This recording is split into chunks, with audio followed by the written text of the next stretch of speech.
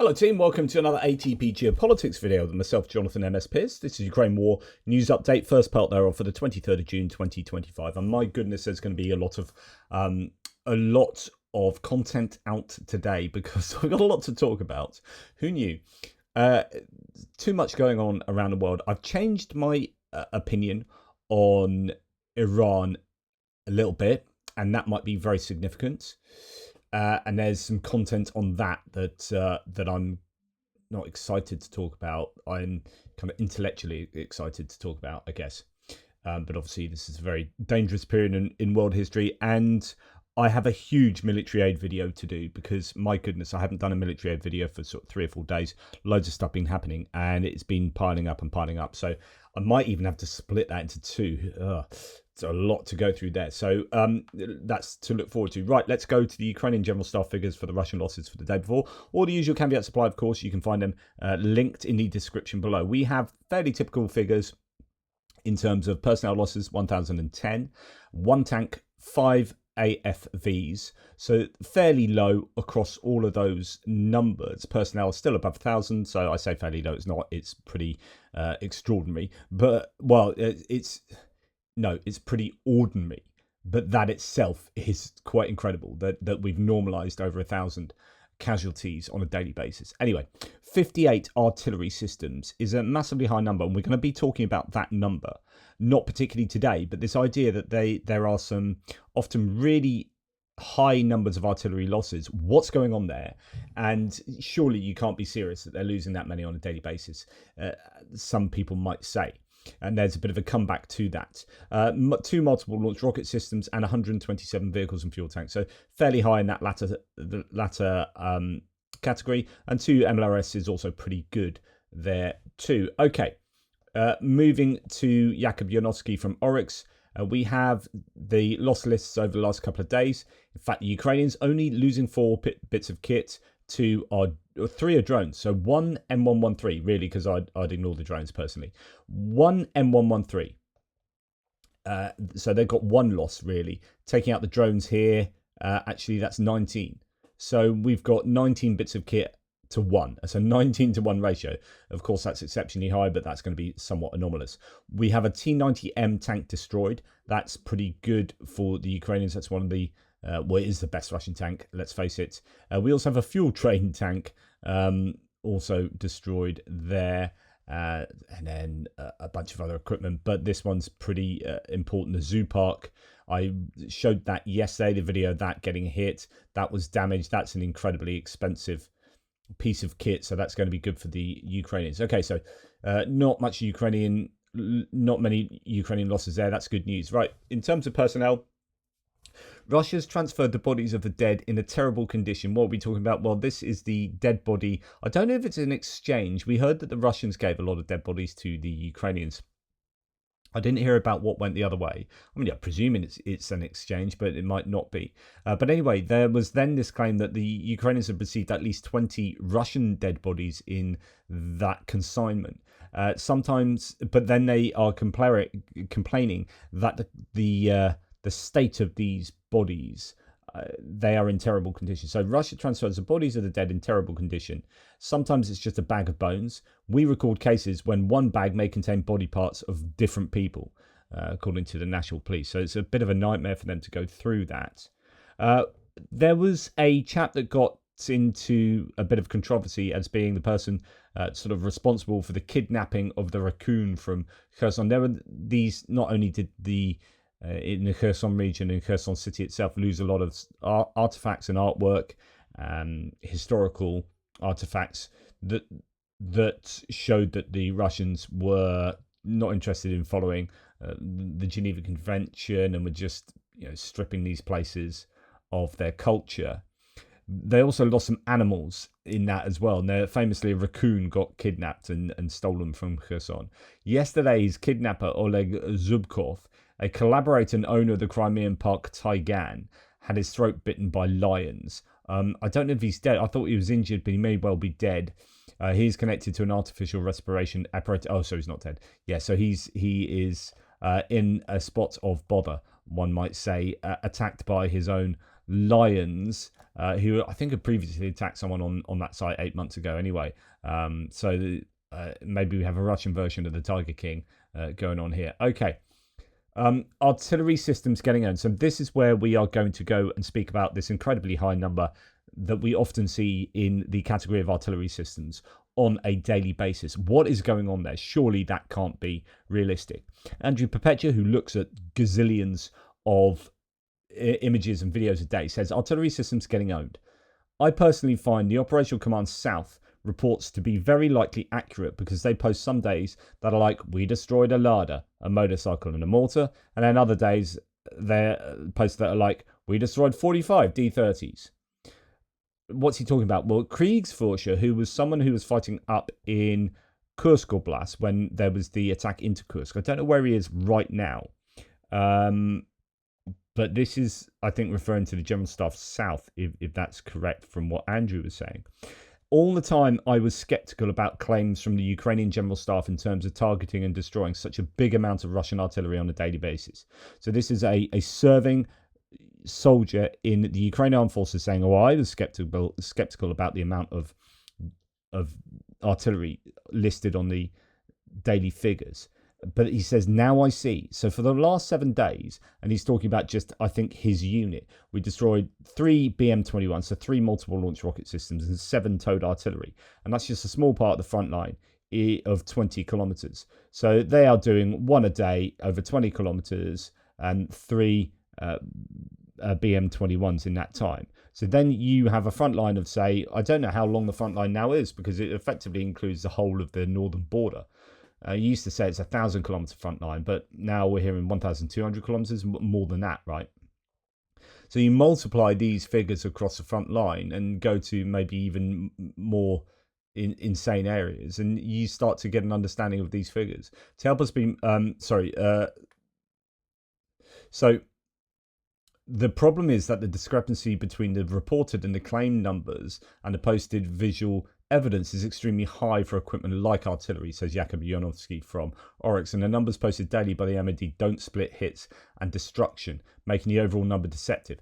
So the problem is, and I've said this before, with these numbers, you are likely to be having hits and not just destroyed, particularly so with FPV drones. So FPV drones that don't have a spotter drone will hit a piece of kit and you don't know what's happened to that piece of kit. They will submit that, I think, to General Staff. General Staff will say, yep, okay, FPV's hit that, so we'll add that, D30 or whatever to the list. But then that D30 might actually still be operational. It might take about 5 hits to take it out properly. Do they submit all 5 FPV hits?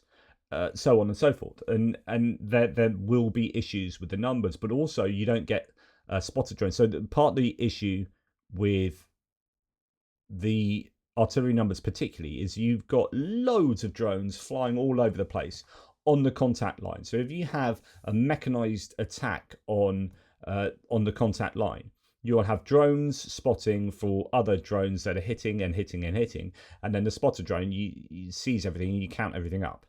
But with artillery, you're quite often flying quite a long way behind enemy lines, sort of 15 kilometers to 25 kilometers, hitting a bit of artillery where you won't have a spotter drone. You're going to have an FPV drone, most likely. And then you don't have that added evidence to look at what the destruction actually was, how much damage was done, etc., etc. So there are issues with these, or challenges with these figures. But interesting, you got someone on the front line saying, yeah, like we're absolutely hammering artillery at the moment. So anyway, SBU head Vasil Malyuk has congratulated the Special Operations Center Alpha on its 31st anniversary. The unit is one of the most productive in the security services. They destroyed enemy equipment worth $5.5 billion on the front, struck 1,610 Russian tanks, and there's just this massive video of, well, not massive, but there's a short video of just lots of quick images and video. It's just essentially a montage. They are among the leaders in the rating of the effectiveness of drone units, they are the first in the world, were the first in the world to hit 2 helicopters in flight with an FPV drone. They set a record. They simultaneously captured 103 Russian soldiers in Kursk, and they participated in the special operation Spiderweb. Wow, so these guys, and that bit at the end there, well, not the end that you've just seen, has been excerpted to be shown here. SBU successfully destroyed the launcher of an S-300 V4 air defense system. So that's a really high value bit of kit, and that clearly, well, I say clearly, it seems like that hasn't been chalked up previously, and that's why it's been reported now. So in that montage video, they then give some evidence of some new evidence, it appears, of an S-300 being hit. So as no report says, Vasyl Malyuk congratulates Alpha Group on the 31st anniversary. Quote, "You don't just destroy the enemy, you defend Ukraine's future." An S-300 launcher was also seen destroyed in this footage. Right, next crazy Mad Max vehicle. Meanwhile, Russians keep seeking ways to protect their Bukankas from Ukrainian FPV drones. This is the latest addition to their collection of apocalyptic Bukankas, the Porcupine Bukanka. Wow, I wonder what Andrew Perpetua has to say about this one. He likes to name his Bukankas.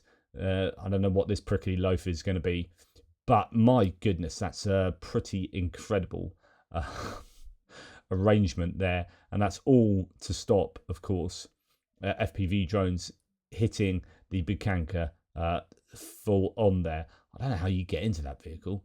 Goodness me. But anyway, that's a spiky Bukanka.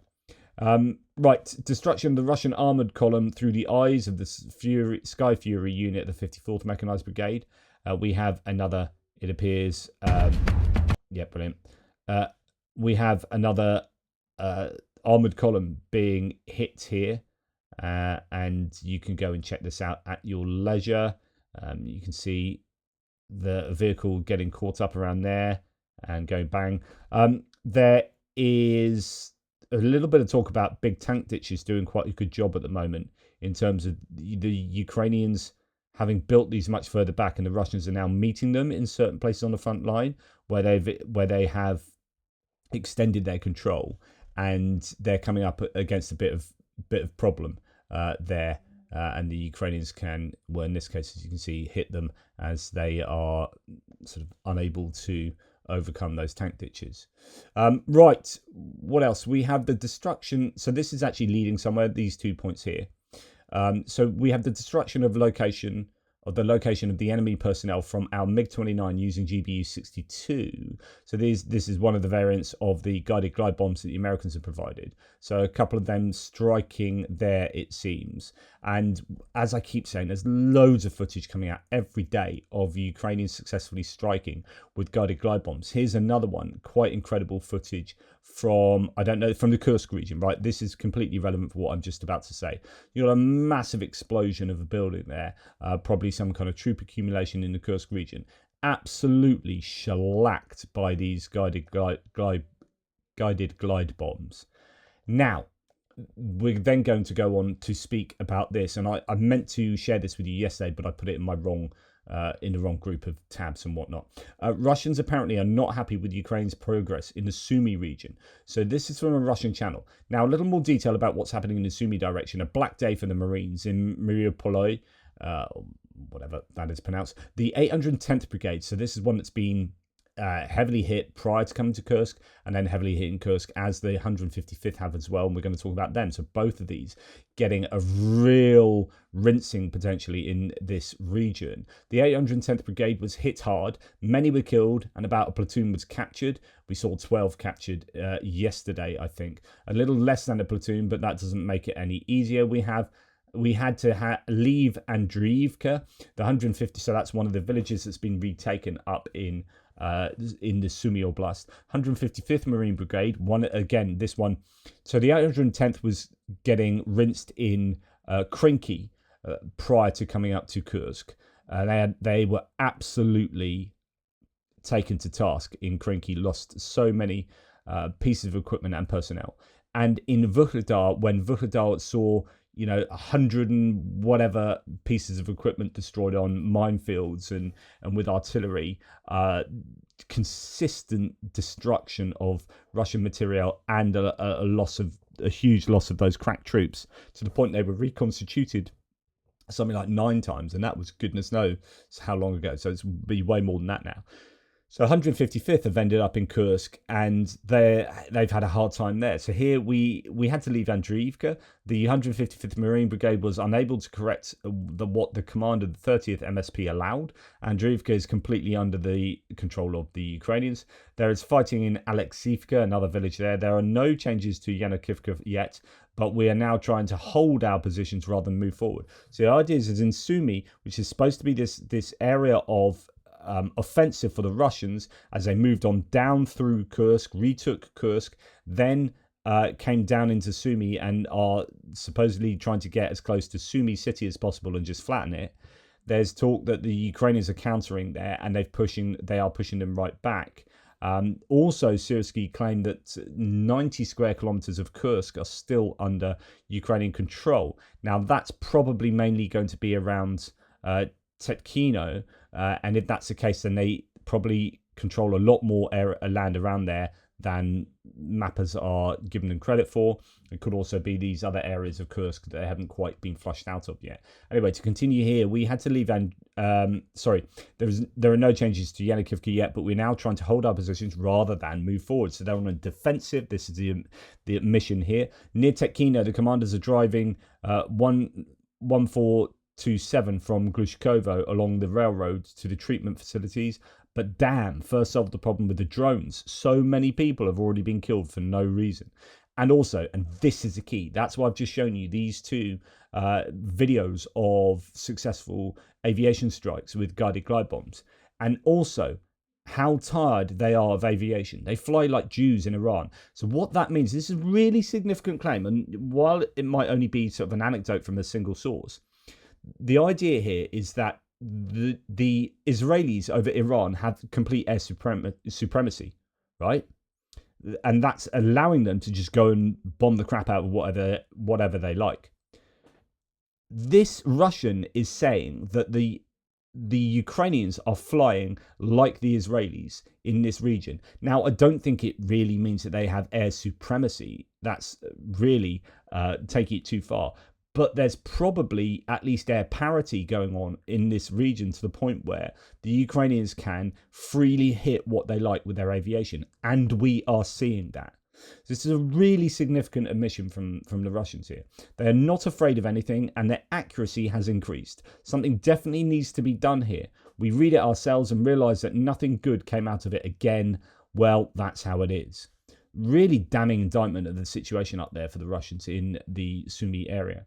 Now, the Commander-in-Chief of the Armed Forces of Ukraine, General Syrsky, has said, quote, "The experience of the Bakhmut campaign has shown that large strong points and battalion-level defensive areas have lost their effectiveness. The current preference is for compact fortification elements, clusters of trenches, and so-called foxholes, which reduce the risk of being targeted by attack drones."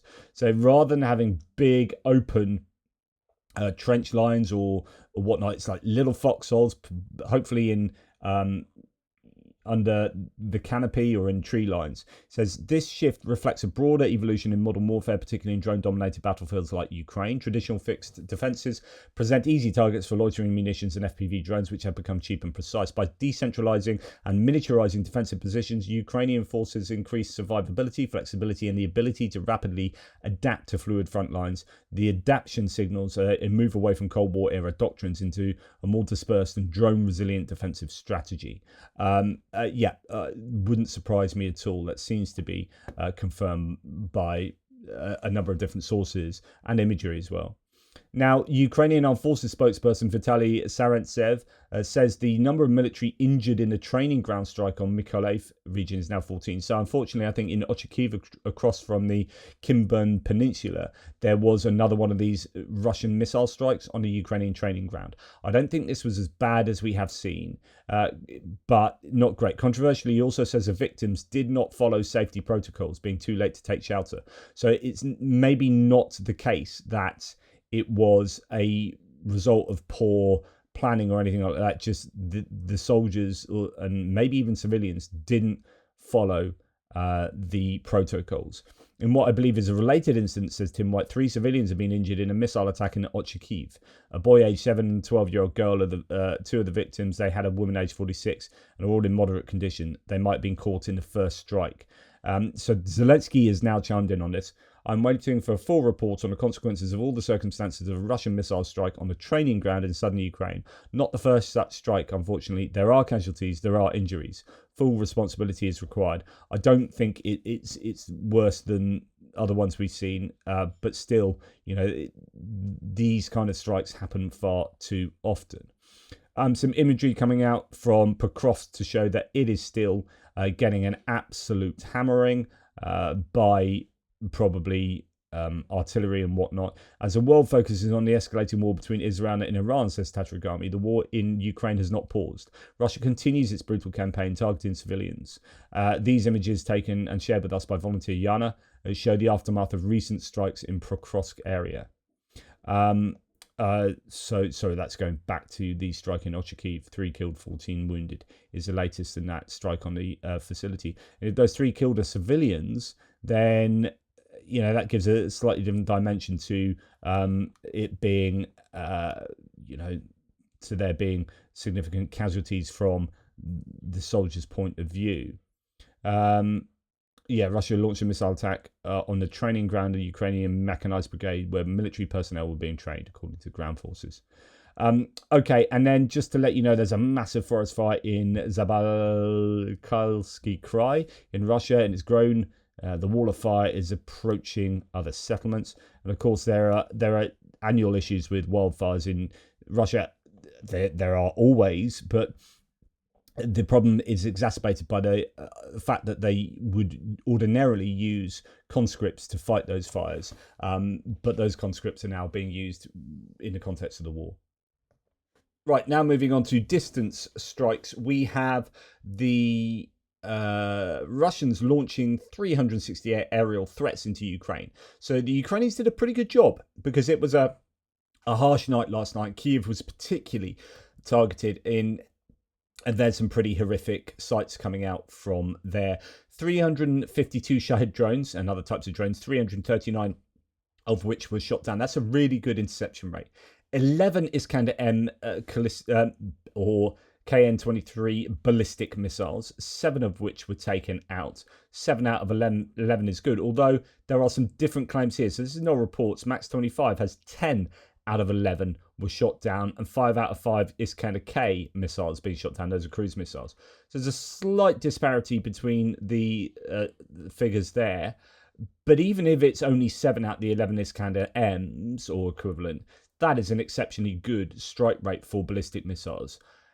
But even though it was a very good night for interceptions last night, there was some pretty heavy destruction in Kyiv. So this is, there you go. You can hear at the beginning of that video just the sound of drones and a really big strike that hit as a drone slammed into a residential building in Kyiv there. And in fact, it's pretty terrible footage coming out. Another sleepless night as Russia once again launched a massive air attack on multiple Ukrainian cities. Here in Kyiv, at least 6 people were killed in an apartment building. So again, residential areas, possibly targeted, possibly being hit without being targeted. Explosions from ballistic missiles and drones rocked the city for hours on end, forcing many people into bomb shelters. Unfortunately, people have died. 6 at the moment is what we know, and this is an incredible bit of footage. So Zelensky has stated after the strikes on Iran's nuclear program facilities, there was a lot of noise from Moscow. The Russian leadership demonstratively condemned the rocket bomb steps. Today, Moscow is silent after the Russian army launched an absolutely cynical strike. Absolutely on point there. The idea is that, hang on, you've just been deploring the United States striking nuclear facilities and saying it's a sovereign nation and it's against international law, etc., etc., etc. And then that night you go and do this. It's absolutely despicable. The Russians are, heinous in their rationale and what they do. Russian occupiers destroyed a multi-story building, residential building in Kyiv with a ballistic missile strike. One of the building's entrances completely collapsed from the 5th floor down to the 1st. At the moment, search and rescue operations are underway on site. According to preliminary reports, 4 people have been killed and another 13 injured here. So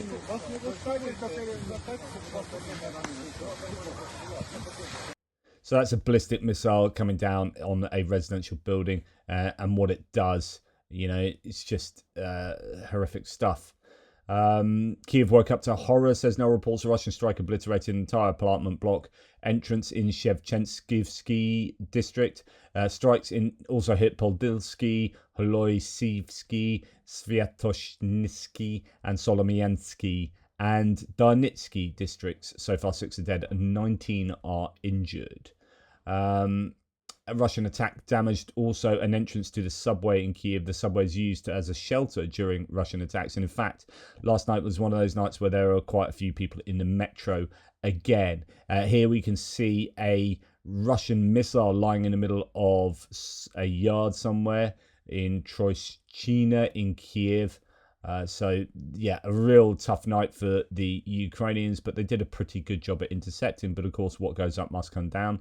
And many of these examples of destruction will be as a result of air defense doing their job, no doubt. The aftermath of yet another massive Russian attack on Kiev, 6 killed, 10 injured, whole entrance of residential building ruined, fires in several districts of the city, and many more buildings damaged.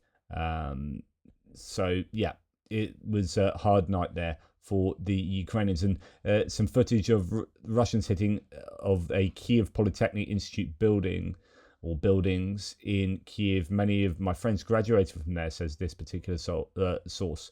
I've not seen that footage actually elsewhere overnight, or this morning. But anyway, that looks pretty horrific. And that building, that looks gone. There's no coming back from there. So this wanton destruction of the Russians is just completely unacceptable. And this is kind of what life is like, right? So this is a case of Kiev residents pulling their cars under a bridge while hundreds of drones and 16 ballistic missiles, ballistic and cruise missiles, target the city's civilian population. Now, just listen to the sounds here. Gives you a sense of what it must be like, and as it get closer and closer. Air raid sirens as well.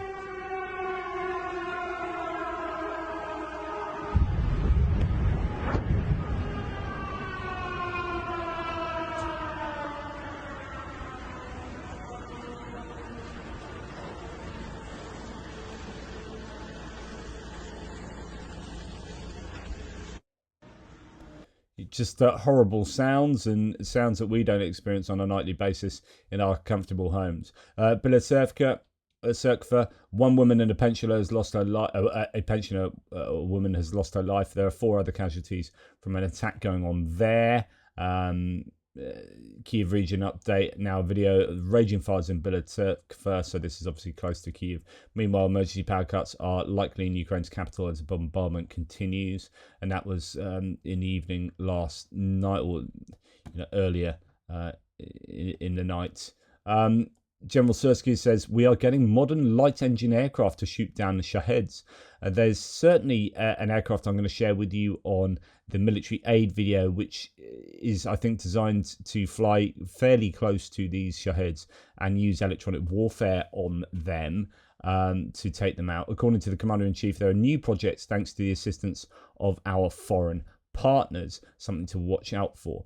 And then as far as the Ukrainians, this is the only thing I hear about, although it's potentially significant, because this could be the Ukrainians just saying, well, to hell with it, we're going to strike the Russian energy infrastructure. Now, Atlas has already been hit previously. I'm pretty sure this was the oil depot that was hit and burned for something like 14 days.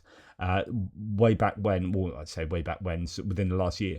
At night, Ukrainian drones attacked the oil depot of Russian reserve Atlas, 170 kilometers from the front line. I think it's in Rostov. And that appears to be burning, but that's all I've heard about. But that is significant because that could be a move back to striking energy infrastructure again. Right, let's go through we're going to go through a Criso Wiki thread as we move on to the other section here. A Russian school teacher mobilized despite ill health has described his time in a notorious Russian army unit. He was told to execute POWs, saw Russian deserters being tortured, and was repeatedly beaten. After he deserted, his lawyer tried to turn him in. They're really giving an account of multiple war crimes going on here. So Ilya Elokhin is now in Armenia seeking political asylum in the West. He says he was opposed to the war when it began and had hoped that his physical ailments would keep him out of it. However, while on sick leave from his job as a primary school teacher, he was mobilised. Elokhin was sent to the 9th Separate Guards Motorised Rifle Brigade, formerly part of the Donetsk People's Republic. The armed forces, the unit is notorious for the mistreatment of its own members. Over 1,500 people have signed an online petition asking for an investigation into its commanders, including failure to provide medical care, extortion, stealing from the cards of the dead and missing, beating and imprisoning men, and sending the wounded and sick into assaults. Elokhin's account corroborates many of those accusations. He was put to work in a clerical role, filling out documents and taking identification photographs of the dead, a gruesome task which he says completely broke my psyche. I became even more afraid. He was relentlessly pressured by his commanders with threats of being sent to the front line. One day a POW was brought to him. His eyes were covered with red tape and his hands were covered and his feet. The commander said, "You haven't killed anyone yet. You need to kill someone. Here's an automatic rifle for you." I said, "I'm not going to kill anyone," for which I got what I got, of course. They beat me up. And then they said, "If you tell your family or anyone else, we'll reset your account," which means to execute him. I don't know what happened to this prisoner next. According to rumours, he was taken to Zero, the front, and at Zero, they usually reset your account. In other words, they kill them. Deserters were imprisoned in a pit for a few days before being sent into assaults.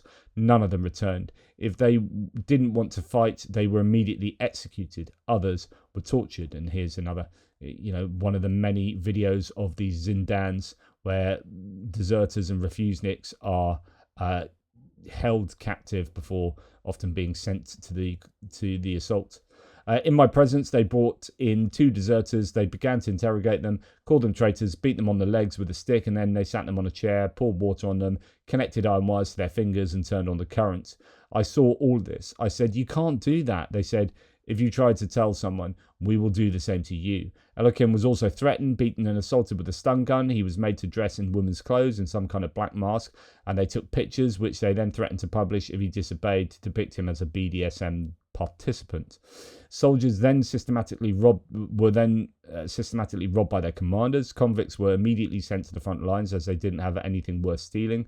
Contract soldiers and immobilized were kept back for a week or two to be stripped of their money. First, the commanders will take money from them, and then they will go to the front. The commanders have all of the data, all the PIN codes for the phones. They have a whole box of phones and a bank cards. All of this is given to them before they are sent. Elokhin faced a worsening kidney disease by the end of 2024. Although he was diagnosed with a kidney stone and needed an urgent operation, his commander refused to allow it and threatened, quote, "We'll send you to the front lines. You'll come home in a black bag." Elokhin decided to desert and contacted the activist group Go to the Forest for help. He devised an escape plan to fake a divorce and claim he needed to travel to Donetsk city to marry a local girl who had been recommended to him by his comrades. So on and so forth. And then he escaped, obviously gets to Armenia and is able to give his account. And you can read the rest of that thread. Chris Wiki's handled there. But fascinating. So many of these anecdotes, as I've said before, they do end up becoming data. Russian corvette Boki, for the first time, has openly escorted Russian Shadow Fleet tankers through the English Channel. So on June the 16th, 2 Shadow tankers and a Russian warship simultaneously entered the English Channel, heading to Russian ports to load oil. So they are flexing and also supporting their trade in these waters. Now, 3 Ukrainian intelligence agents have apparently been arrested for planning an attack on an aircraft factory in Iran's Isfahan region, according to Tasnim. That is, of course, an Iranian news source, so take it with a pinch of salt. But interesting, 3 Ukrainian intelligence agents might have been planning an attack on an aircraft factory you would assume would be a factory for drones, for Shahid drones, I would have thought. Putin demands Ukraine recognizes annexed territories as Russia as Russian if Kyiv wants to prevent future conflict. He warned that ignoring the 2022 referendum results, means there are chances of the resumption of armed conflict. The referendums took place from the 23rd to 27th of September 2022 in territories under Russian military control, Donetsk, Luhansk and some parts of Zaporizhia and Kherson oblasts. Putin signed legislation incorporating these Ukrainian territories into Russia, so that's now they're constitutionally part of Russia. However, the international community, including Ukraine and Western nations, rejected their legitimacy, citing their conduct under military occupation and without international oversight. That is the referendum. So incredible, Putin just being as maximalist as he can there. Now, interesting here. Let's go to JD Vance, who's been talking about Iran. Before we get the response here from a Ukrainian. The UN's atomic energy watchdog said that Iran had 900 pounds of highly enriched uranium. Do we know what has become of that? Was it destroyed in this attack? Do we know? That's a big stockpile. We're going to work in the coming weeks. Yeah, John, we're going to work in the coming weeks to ensure that we do something with that fuel. And that's one of the things that we're going to have conversations with the Iranians about. But what we know, John, is they no longer have the capacity to turn that stockpile of highly enriched uranium to weapons-grade uranium. And that was really the goal here. Uranium is not that difficult to come by, John, but enriching uranium up to the point of a nuclear weapon, that is what the president put a stop to last night. This morning, the Russian reaction caught my eye. Dmitry Medvedev, of course, the former president and prime minister of Russia, now the deputy chairman of Russia's Security Council, said the enrichment of nuclear material, and now we can say it outright, the future production of nuclear weapons will continue. A number of countries are ready to directly supply Iran with their own nuclear warheads. What do you make of that Russian response? And are they off base? I mean, they're saying that the nuclear program in Iran is still well underway. Okay, the response is outrageous. So the newscaster here says, or reporter says, look, Medvedev is saying that we are, or other nations are going to be supplying Iran with nuclear weaponry, and that the Iranians will continue to produce. What do you say about that? And it's amazing. Vance remains loyal to Putin. Well, first of all, I think it's a bizarre response, but I also don't know that guy speaks for President Putin or for the Russian government. One of the things that we've picked up, John. I mean, he literally does speak for the Russian government. I mean, literally. But it's like, oh, he said something uncomfortable. He said something that shows that Russia are mental. He doesn't speak for Putin. Putin, he's my mate. He's Donny's mate. So, you can't say anything bad about Putin. John, in our conversations with the Russians over the last few months, despite our many disagreements, of course, with the state of Russia, they've been very consistent that they don't want Iran to get a nuclear weapon. And this is what I think many commentators Russia are coming out and very publicly supporting Iran here. I don't know how he can say this with a straight face. I mean, yes, I think Putin's trying to play both sides to a degree because he knows that Iran are in an awful lot of trouble, but my goodness. Appreciate about what the president did last night.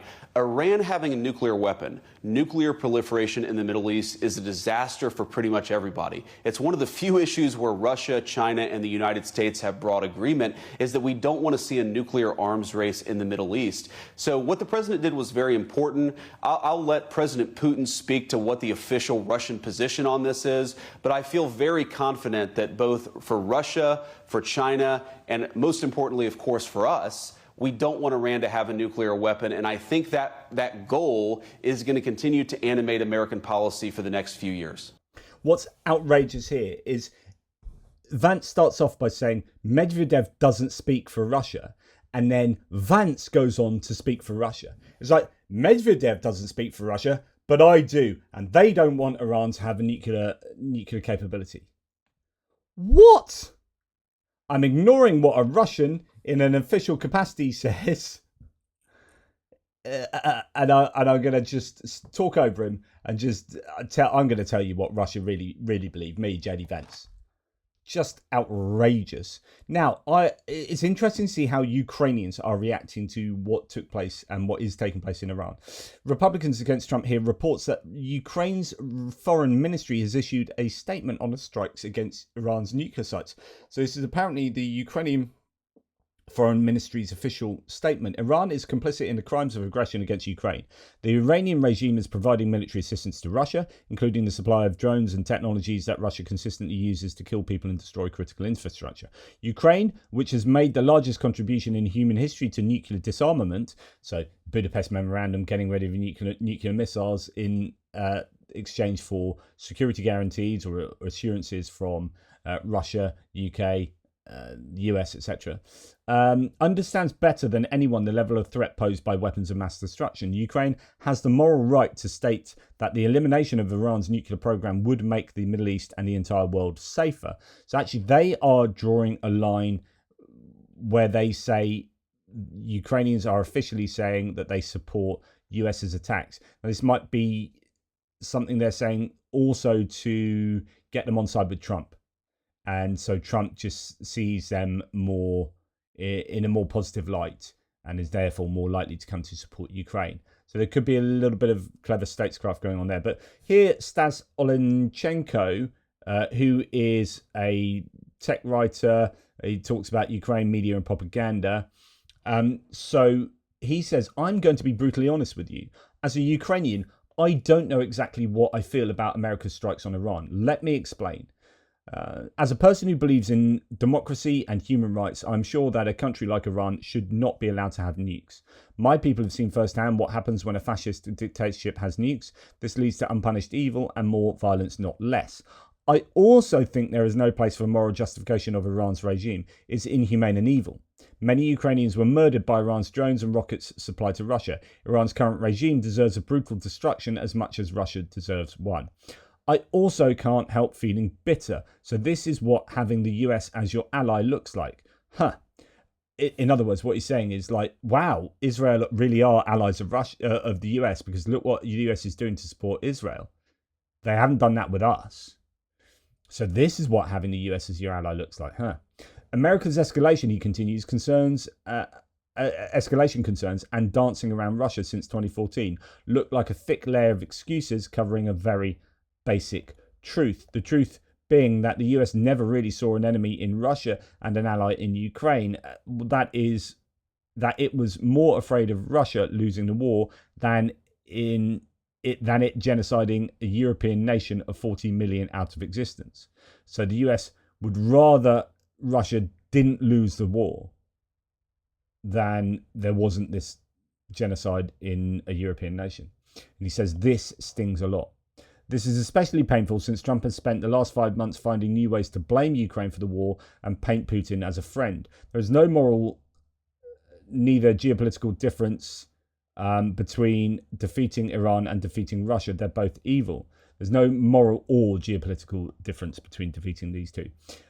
Yet my country is allowed to be bombed by Russia every freaking day for more than 3 years now, with America becoming friendlier to the Kremlin war criminals with every child murdered in their sleep in Kyiv. So yes, I am bitter and I don't know what to feel. That's all. And then he says, as an addendum, meanwhile, this is a residential building in Kyiv hit after last night's Russian drone and ballistic attack.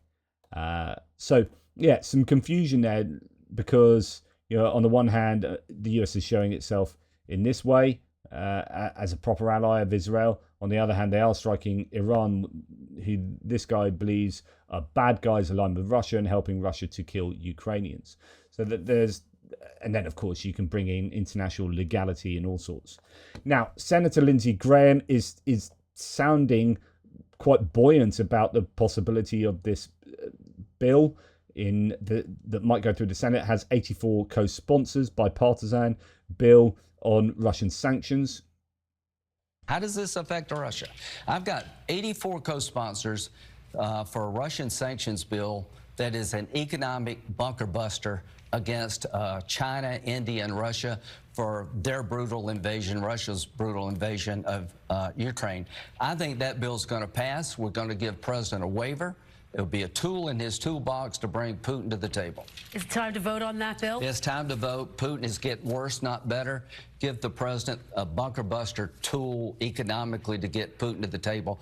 Putin is more aggressive, not less. It's time to change tactics when it comes to Putin. All right. How does this affect? Absolutely agree with Lindsey Graham there. I mean, whether it will happen or not. Now, so I've been talking about how this has been delayed by Trump, his administration, wanting to water it down, etc., etc. Then it's been kicked into the long weeds and possibly not going to be turning up until at least July, right?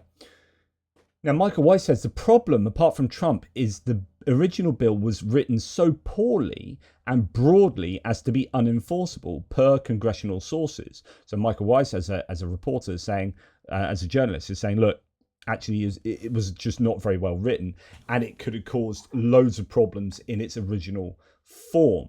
It says it also penalised European countries who are phasing out dependency on Russian energy as part of a strategy agreed to with the US. So there are these European nations that are still weaning themselves off dependency on Russian hydrocarbons, that if you punish them because they're still like buying some hydrocarbons, then actually you end up putting 500% tariffs on European allies and whatnot. So he says, I presume it needs a bit of tweaking. The bill is now being refined, and Graham has been stalling for time until that happens. So it might not just be that Trump has put a kibosh on it and wants it watered down, but actually the authors themselves are like, yeah, no, we need to change this a bit because this could be a little bit difficult to implement. Anyway, there you go. That's enough from me. Thank you very much for watching. I really appreciate your support. Don't forget Car for Ukraine and the fantastic campaign that they are running here. If you go to ATPGEO.com/donate or follow the link below, we're almost up to 5,000, which is fantastic. A couple of days of me actually talking about this, and people are joining in, so that's really phenomenal. We've had a really good past relationship with these guys. They are fantastic. You can get all sorts of patches and pins and whatnot. Thanks to Mitch Mazarol joining in, Margaret de Velden, Richard Jackson. That's an incredibly kind donation there, Richard Jackson, supreme, and Mark S. Just wow, that's so kind. And we also have loads of the usuals. So really appreciate all of you, no matter how much you are able to provide. Simon Whitelock, Jan Peter Schroeder, really generous. And then we have a huge donation from someone else. Where are you? I know you're here. Anyway, just very kind. Many people. Here it is. Peter Kluken, of course. Peter Kluken's so generous. Thank you. Anyway, please help out with that. That'd be fantastic. In the meantime, take care. Speak to you soon. Toodle pips.